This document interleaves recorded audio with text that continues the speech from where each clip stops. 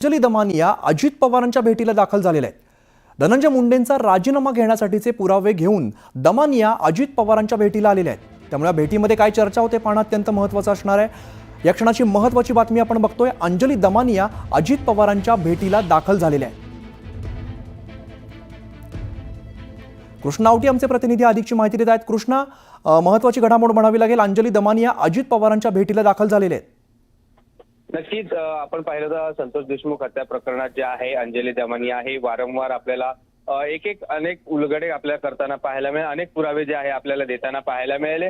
आणि आजच जे आहे उपमुख्यमंत्री अजित पवार यांच्या देवगिरी शासकीय निवासस्थानी जे आहे अंजली दमानिया ह्या पोहोचलेल्या आहेत, यांच्या भेटीसाठी पोहोचलेल्या आहेत। आणि संतोष देशमुख हत्या प्रकरण असेल या संदर्भात जे आहे वाल्मिक कराड असेल किंवा धनंजय मुंडे असतील या संदर्भात जे आहे अधिकचे पुरावे किंवा अधिकची माहिती यांचा थेट संपर्क असल्याचा, यांच्या हत्येत जे आहे थेट संपर्क असल्याचा ते आहे यांनी आरोप केला। आणि त्याचेच पुरावे घेऊन या अंजली दमानिया ह्या अजित पवार यांच्या भेटीसाठी त्यांच्या शासकीय निवासस्थानी देवगिरी येथे दाखल झालेल्या पाहायला मिळतात। कृष्णा, आपण दृश्यांमध्ये जर बघितलं तर लक्षात येईल अंजली दमानिया यांच्या हातामध्ये एक फाईल सुद्धा दिसतेय आणि असं सांगितलं जातं की पुरावे घेऊन दमानिया अजित पवारांच्या भेटीला आलेले आहेत। नक्कीच आपण पाहिलं तर दृश्यांमध्ये पाहिलं तर अगदी काही वेळापूर्वी जे आहे अंजली दमानिया देवगिरी निवासस्थानी पोहोचल्याने आपण त्या दृश्यांमध्ये पाहिलं गेलं तर दृश्यांमध्ये त्यांच्या हातात ज्या फाईल्स असतील त्या अनेक फाईल्स घेऊन आपल्याला जाताना पाहायला मिळेल।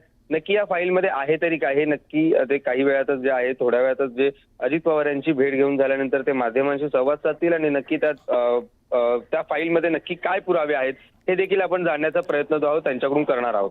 निश्चित कृष्णा, वेळोवेळी तुमच्याकडून अपडेट्स घेत राहू। धन्यवाद या सगळ्या सविस्तर माहितीसाठी।